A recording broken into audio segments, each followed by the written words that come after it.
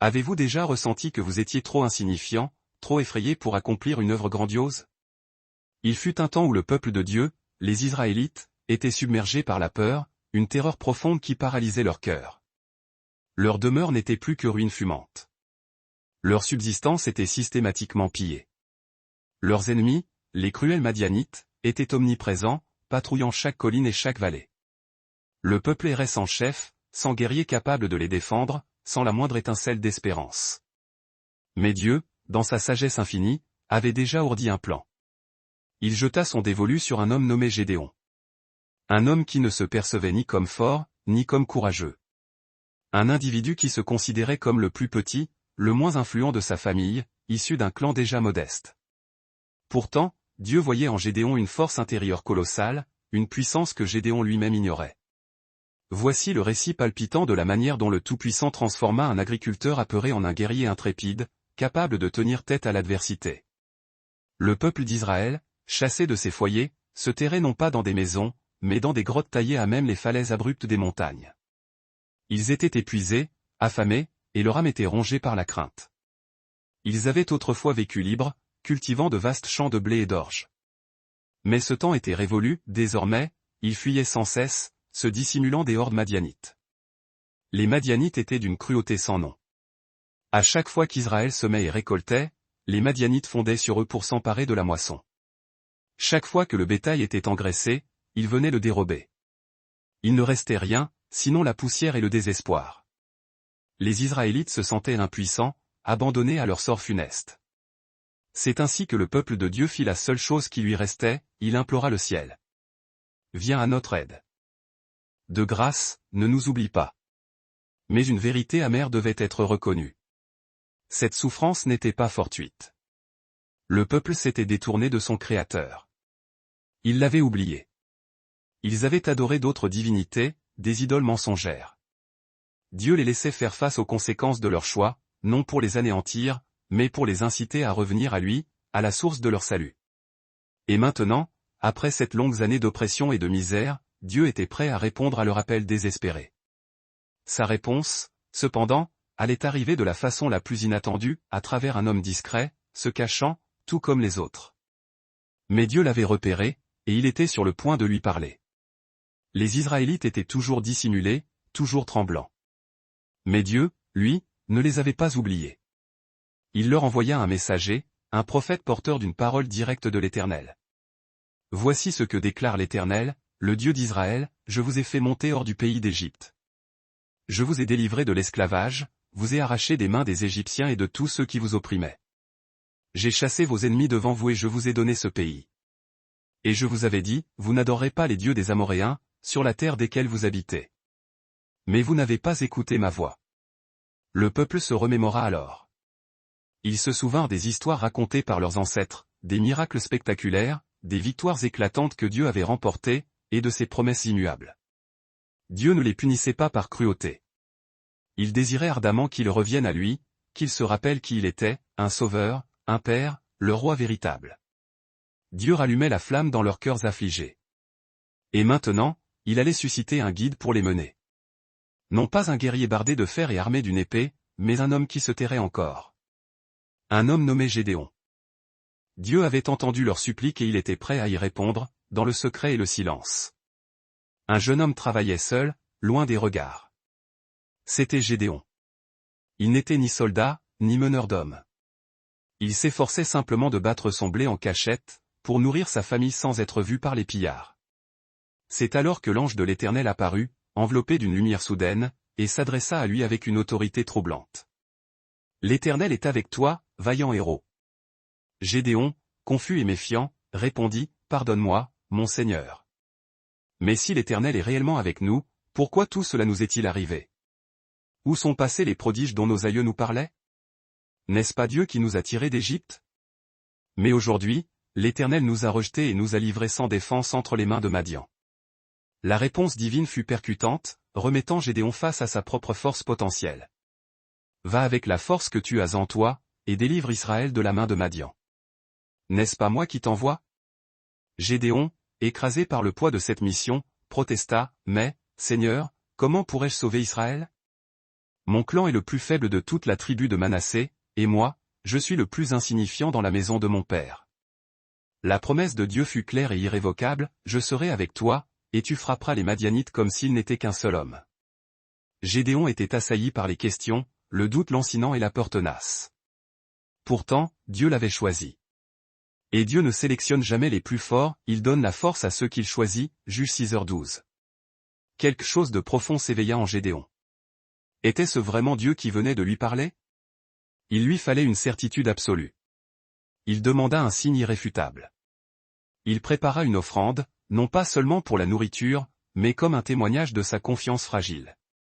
S'il te plaît, ne t'en va pas avant que je ne revienne. Et l'ange de l'Éternel étendit son bâton. Un feu s'éleva du rocher et consuma l'offrande, le signe était donné. Gédéon s'écria, terrifié, « Ah! Seigneur Éternel! J'ai vu l'ange de l'Éternel face à face, en présence du sacré. » Il craignait pour sa vie. Alors, une parole douce et apaisante vint jusqu'à lui, « Paix. » Gédéon avait vu le feu dévorant, mais il avait entendu le murmure de la paix. Il avait offert un repas, mais Dieu lui avait donné le repos de l'âme. Gédéon érigea immédiatement un autel en l'honneur de l'Éternel et l'appela Yahvé Shalom, l'Éternel est paix, Juge 6, 23-24. Dieu l'avait appelé, et lui avait conféré la paix. Mais venait maintenant le premier test, une épreuve silencieuse menée au cœur de la nuit. Renverse l'autel de Baal qui est à ton père. Abat le poteau d'Achéra qui se trouve à côté. Bâtis un autel approprié à l'Éternel ton Dieu, au sommet de cette forteresse, et offre-moi un sacrifice dessus. Le peuple d'Israël avait oublié l'alliance, se tournant vers les faux dieux.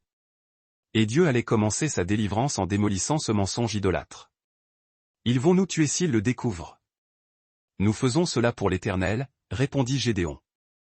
Dans l'obscurité complice de la nuit, l'ancien autel de pierre s'effondra, brisé en morceaux, et à sa place, Gédéon en édifia un nouveau, pur et consacré à Yahvé seul. Il ne se sentait peut-être pas encore un guerrier, mais il ne se cachait plus. Le lendemain matin, la fureur s'abattit sur le village. Qui a fait ça? Qui a osé détruire l'autel de Baal? La réponse se propagea rapidement, c'est Gédéon, le fils de Joa. Ils réclamèrent vengeance, exigeant sa mort. Mais une seule voix s'éleva pour les arrêter, celle de son propre père, Joa, pourquoi défendez-vous Baal? Si Baal est vraiment un dieu, qu'il combatte lui-même pour sa cause. Ce jour-là, Gédéon gagna un nouveau nom symbolique, Yérubal, signifiant que Baal se défende contre lui, Juge 6, 31-32. De l'autre côté de la vallée, l'ennemi était arrivé. Des myriades de guerriers, innombrables et terrifiants. Telle une nuée de sauterelles, les Madianites et leurs alliés couvraient le pays, leurs tentes s'étendant à perte de vue. Voyons si les Israélites osent lever la tête. Nous les écraserons comme de la poussière. Ricanaïl. Mais à l'autre bout du pays, un seul homme se préparait à répondre à l'appel divin. De toutes les tribus, de tous les villages, la convocation de Gédéon résonna. 32 000 hommes répondirent. Des hommes ordinaires, des paysans, des bergers, des ouvriers, répondant à l'appel de la foi. Mais même à ce stade, Dieu avait encore des leçons à donner à son champion. Tu as beaucoup trop d'hommes, Gédéon. Si vous remportez la victoire avec autant de monde, Israël s'en attribuera le mérite. Proclame à ceux qui ont peur qu'ils peuvent rentrer chez eux. Que celui qui est rempli de crainte, que celui qui a la peur au ventre retourne chez lui. L'Éternel comprendra. N'ayez pas peur, vous n'allez pas mourir. Un par un, 22 000 hommes firent demi-tour. Seuls 10 000 restèrent. Gédéon ne paniqua pas, car il avait commencé à comprendre une vérité fondamentale, la victoire ne provient pas du nombre, mais elle vient de l'Éternel, Juge 7, 2-3. 10 000 hommes étaient là. Mais Dieu n'avait pas encore terminé son œuvre de purification et de raffinement. Gédéon, emmène-les boire à l'eau. C'est là que je vais les mettre à l'épreuve pour toi. Certains burent avec prudence, ramassant l'eau dans le creux de leurs mains et restant vigilants. D'autres se jetèrent à plat ventre, préoccupés uniquement par leur soif, inconscients du danger. Mais à part ceux qui lapent l'eau avec leurs mains comme le font les chiens. Ce sont ceux-là que j'ai choisis. 3 scènes seulement. Seulement 300 hommes, choisis non pour leur robustesse, ni pour leur génie stratégique, mais parce que Dieu avait vu leur cœur et leur vigilance. Seigneur! 300 hommes contre une mer de guerriers. Avec ces 300 hommes, je sauverai Israël, et Madian sera livré entre tes mains. Cette bataille ne serait pas gagnée par l'arithmétique humaine, mais par l'audace de la foi. Gédéon ne recula pas. Il se tint prêt et se prépara, Juge 7, 6-7. Même avec la promesse divine, le cœur de Gédéon tremblait encore. Alors, Dieu lui accorda un ultime signe d'encouragement. Gédéon, descends au camp ennemi. Écoute ce qui s'y dit, et tes mains trouveront la force. Viens avec moi en silence. La vallée était remplie de chameaux aussi nombreux que le sable au bord de la mer. Les guerriers couvraient le sol comme des nuées de sauterelles. Pourtant, Dieu conduisit Gédéon jusqu'au cœur de leur camp, invisible. Un des soldats madianites raconta alors à son compagnon, « J'ai fait un rêve étrange. Une galette d'orge, toute ronde, est venue rouler dans notre camp. Elle a frappé une tente avec tant de violence que la tente s'est renversée et s'est effondrée. » Son compagnon, le visage livide, répondit, « Cela ne peut signifier qu'une seule chose, c'est l'épée de Gédéon, l'Israélite. Dieu lui a livré Madian. » C'est dans la bouche de ses propres ennemis que Gédéon entendit la voix de Dieu confirmant sa mission. « Tu es fidèle, Seigneur. Je crois. Allons-y. L'Éternel a livré Madian entre nos mains. » Le rêve était un signe, mais la foi était désormais vivante et ardente dans le cœur de Gédéon, Judges 7, 13-15. Pas d'épée scintillante, pas de bouclier défensif, seulement des cruches en terre, des torches dissimulées et des trompettes. Car cette bataille n'était pas celle des hommes, c'était celle de l'Éternel. Gédéon donna ses instructions précises, « Écoutez-moi attentivement. Faites exactement ce que je ferai. Lorsque nous atteindrons les abords du camp, je sonnerai du chauffard. Alors, vous sonnerez les vôtres. Brisez les cruches. Tenez vos torches bien haut et hurlez de toutes vos forces, épée pour l'Éternel et pour Gédéon. » 3 groupes de 100 hommes. Ils se déplacèrent tels des ombres dans la nuit noire, calmes, réguliers, entourant une armée au-delà de toute mesure. C'est l'heure. Observez-moi et faites comme moi. Un seul homme, un seul instant, et le ciel allait ébranler la terre. Épée pour l'Éternel et pour Gédéon. Juge 7h17. Minuit. Le silence enveloppait la vallée. Personne ne savait que la victoire avait déjà été décrétée par les cieux. Épée pour l'Éternel et pour Gédéon. Pour les Madianites, cela ressemblait à des milliers d'assaillants qui fondaient sur eux. Des lumières surgissaient tout autour de la vallée. Des corps retentissaient dans toutes les directions. Ce fut le chaos le plus total dans l'obscurité. Dans leur terreur panique, ils se mirent à se frapper les uns les autres, confus, terrifiés, tombant sous leurs propres épées. Car l'Éternel lui-même menait la bataille. L'Éternel l'a fait. Aucune épée n'était dans la main de Gédéon. Aucun stratagème humain n'aurait pu remporter une telle victoire. Seule l'obéissance absolue et la foi dans la puissance de Dieu purent l'accomplir, Juge 7h22. L'ennemi prit la fuite, dispersé, vaincu non par le fer, mais par la peur qui les dévora. Mais le travail n'était pas achevé. Poursuivons-les. Appelez les hommes d'Éphraïm. Coupez-leur la retraite au fleuve. Des hommes de toutes les tribus répondirent, courant toute la nuit. Ils interceptèrent l'ennemi au bord de l'eau. Les princes de Madian, Oreb et Zéb, furent capturés. La justice fut rapide. Le fleuve marqua la fin de leur terreur. Israël fut sauvé.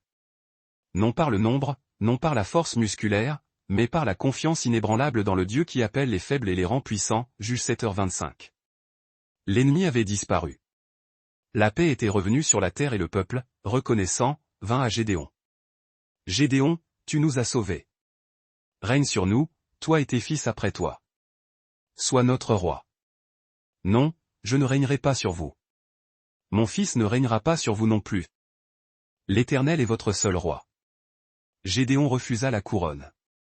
Il se souvenait du véritable roi d'Israël, celui qui avait donné la victoire. Je ne demande qu'une chose. Que chacun de vous me donne un anneau d'or provenant du butin. Avec cet or, Gédéon fit construire un mémorial, un éphod, non pas un trône ou une épée, mais un symbole destiné à rappeler la puissance et la miséricorde de Dieu, Juge 8h23. Après cette grande bataille, après la poursuite et la victoire, la paix s'installa. Gédéon rentra chez lui. Non comme un souverain, mais comme un père, un agriculteur, un serviteur de Dieu. Ce n'est pas mon épée qui a sauvé Israël. C'est la main de Dieu.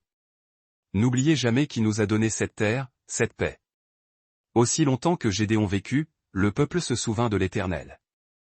Et la terre connut la paix pendant 40 longues années, Juge 8h28. Gédéon vécut une vie longue et pleine. Il vit grandir ses enfants. Il vit la paix s'épanouir sur le pays. Puis il mourut. Le vaillant guerrier, le discret meneur d'hommes, l'homme qui autrefois battait son blé dans la peur et qui marcha finalement avec Dieu dans la foi. Mais après la mort de Gédéon, le peuple oublia. Ils se tournèrent de nouveau vers les idoles. Ils se détournèrent de celui qui leur avait donné la paix. Ainsi, cette histoire s'achève sur une question, non seulement pour Israël, mais pour nous, nous souviendrons-nous de Dieu quand la vie est douce et prospère? Lui ferons-nous encore confiance lorsque nous nous sentons petits, incertains ou terrifiés? Dieu continue d'appeler les humbles et il donne toujours la force à ceux qui croient. L'Éternel est avec toi, vaillant héros, Juge 6h12. Gédéon ne se sentait pas fort. Il ne se croyait pas courageux. Il essayait juste de survivre à l'oppression. Mais Dieu voyait bien au-delà de ses doutes. Dieu n'a pas besoin d'une grande armée. Il ne cherche pas la voix la plus forte ou la plus éloquente. Il cherche la foi, même lorsqu'elle est minuscule. Vous pourriez vous sentir insignifiant. Mais Dieu voit en vous un guerrier potentiel, un leader, un aidant, une lumière capable de briller dans les endroits sombres. Alors, soyez courageux. Écoutez attentivement la voix de Dieu et faites-lui confiance. Il est avec vous. Que feriez-vous si Dieu vous appelait à accomplir un acte de bravoure? Vous cacheriez-vous, comme Gédéon l'a fait autrefois?